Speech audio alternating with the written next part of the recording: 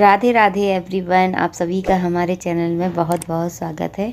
आज की वीडियो में मैं आप सभी के साथ शेयर करने वाली हूँ धनतेरस की पूजा विधि। बहुत ही सरल और बेसिक तरीके से इस वीडियो में हम आपको दिखाएंगे धनतेरस की पूजा आप किस तरह से कर सकते हो।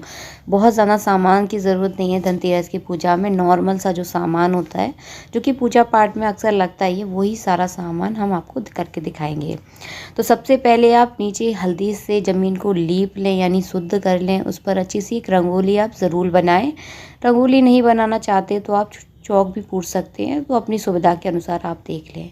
उसके बाद आप एक चौकी बिछा लें। चौकी नहीं है अगर आपके घर में तो आप पटा भी बिछा सकते हैं, कोई दिक्कत वाली बात नहीं है। तो चौकी पटा जो भी हो आप बिछा लें। उस पर आप लाल कपड़ा अवश्य बिछाएं। लक्ष्मी जी की पूजा में हमेशा लाल कपड़ा बिछाया जाता है, तो आप हमेशा लाल कपड़ा ही बिछाएं। तो देखिए हमने यहाँ पर लाल कपड़ा बिछा लिया है। अब इसके बाद हम सबसे पहले पूजा में जलाया जाता है दीपक। कोई भी पूजा हो सबसे पहले पूजा में दीपक ही को प्रज्वलित किया जाता है। तो यहाँ हम घी का दीपक जला रहे हैं। पूजा में घी का दीपक जलाया जाता है। तो थोड़ा सा चावलों का पुंज बनाएंगे हम और फिर उस पर रख देंगे अपना दीपक। दीपक को कभी भी बिना आसन की नहीं रखा जाता, तो हमेशा चावलों के पुंज के ऊपर दीपक को रखें हम। धनतेरस पर धन्वंतरी जी की पूजा की जाती है, जो कि आयुर्वेदिक के देवता हैं, और कुबेर जी की पूजा की जाती है जो धन के देवता हैं। तो सबसे पहले हम करेंगे गणेश जी और गौरी जी का पूजन किया जाएगा, क्योंकि कोई भी पूजा हो सबसे पहले गौरी गणेश का ही पूजन किया जाता है।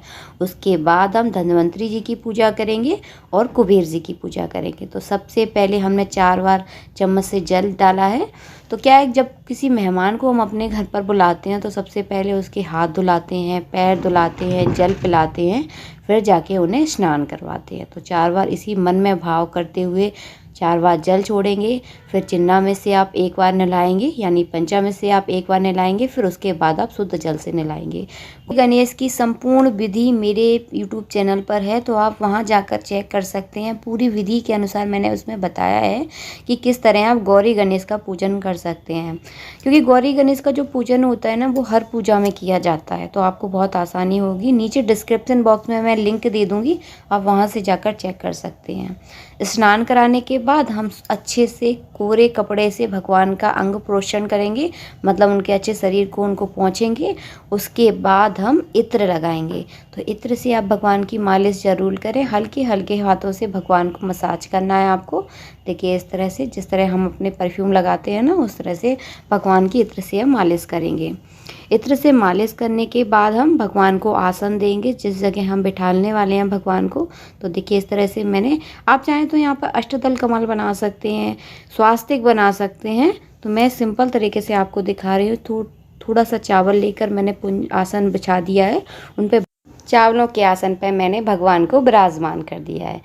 तो इसके बाद फिर हम भगवान को वस्त्र अर्पण करेंगे। तो कलावे के रूप में मैं यहाँ पर 2-2 वस्त्र हमेशा अर्पण करती हूँ। आप भी हमेशा जब भी वस्त्र अर्पण करें 2 वस्त्र अर्पण करें, एक धोती दूसरा दुपट्टा। तो यहाँ पे देखिए 2-2 वस्त्र मैंने अर्पण कर दिए हैं। इसके बाद हम तिलक करेंगे। गणेश जी को हम चंदन लगाएंगे और माता गौरी को हम रोली का टीका करेंगे। उसके बाद चावल लगाएंगे।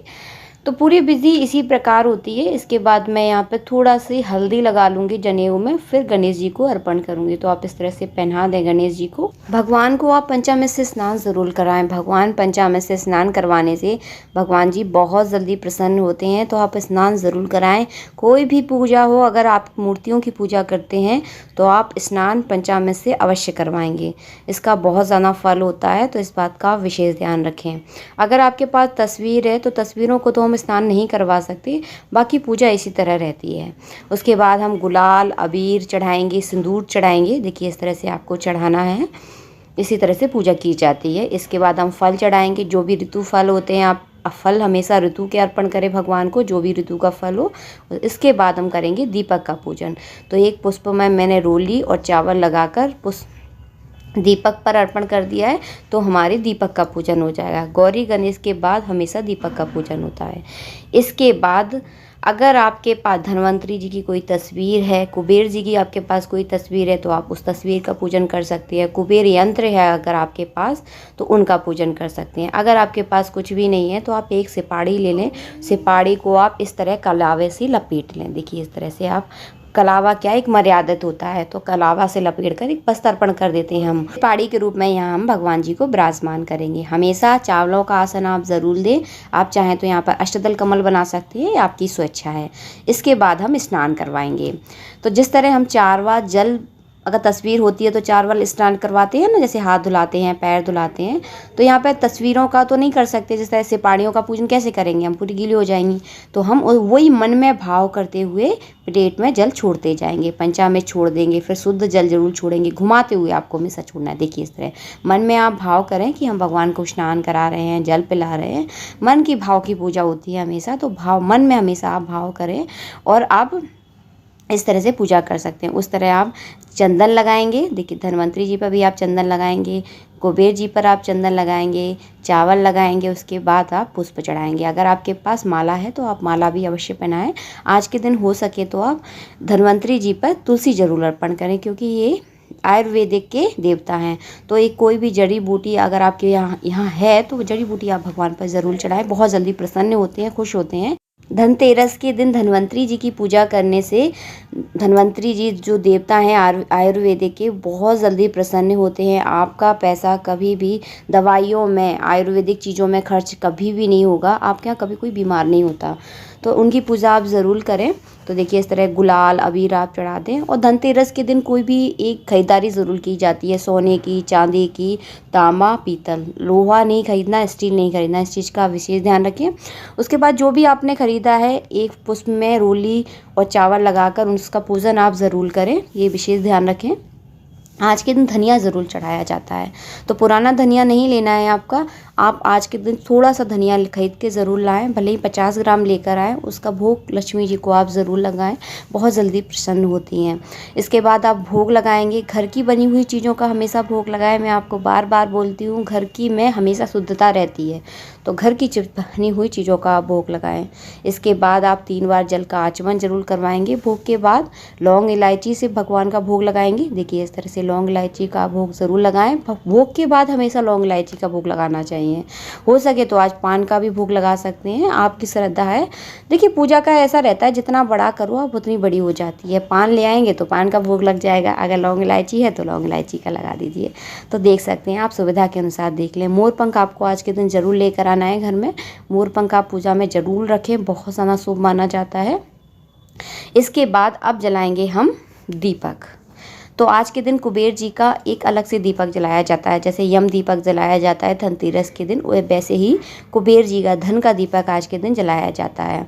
तो एक बड़ी सी आप सरैया ले लें, हमारे यहाँ उसको सरैया ही बोला जाता है, यानी बड़ा दीपक बोला जाता है। तो उसमें 4 बातियाँ देखिए मैंने लगा ली हैं।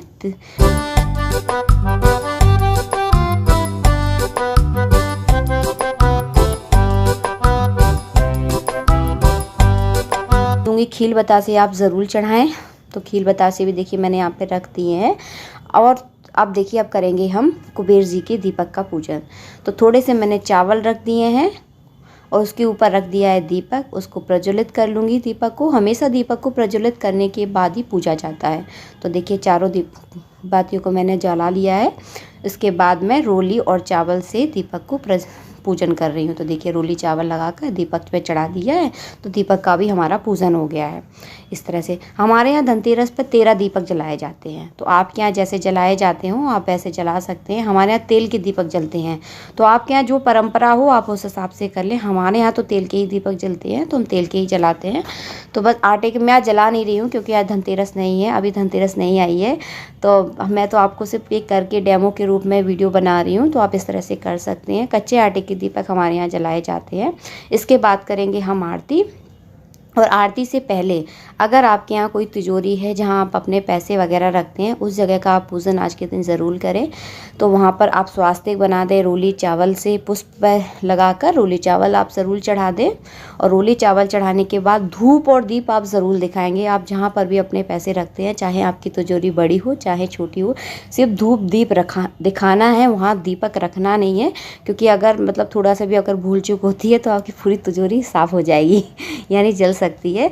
इसलिए इस चीज़ का आप थोड़ा सा विशेष ध्यान रखें। थोड़ा सा धूप दीप दिखाकर पुनः अपना दीपक वहीं दोबारा दूसरी जगह विराजमान कर दें। तो देखिए आरती भी हमारी हो चुकी है।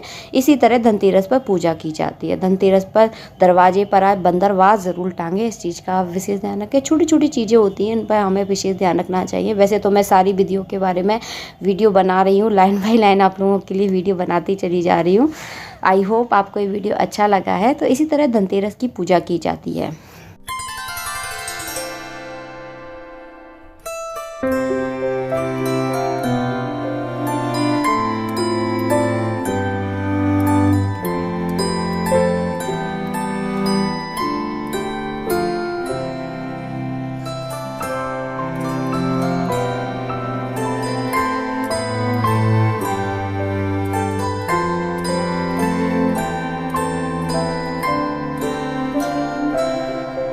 मैं आशा करती हूँ मेरे द्वारा दी गई जानकारी आप सभी को बहुत ज़्यादा पसंद आई है। अगर मेरी पूजा विधि आप सभी को बहुत ज़्यादा अच्छी लगी है तो वीडियो को आप लाइक करना बिल्कुल भी ना भूलें, क्योंकि आप जब वीडियो को लाइक करते हो तो मुझे बहुत ज़्यादा खुशी होती है। अगर अभी तक आपने हमारा चैनल सब्सक्राइब नहीं किया तो आप चैनल को सब्सक्राइब करना बिल्कुल भी ना भूलें। मिलती हूँ आप सबसे नेक्स्ट वीडियो में, जब तक के लिए राधे राधे।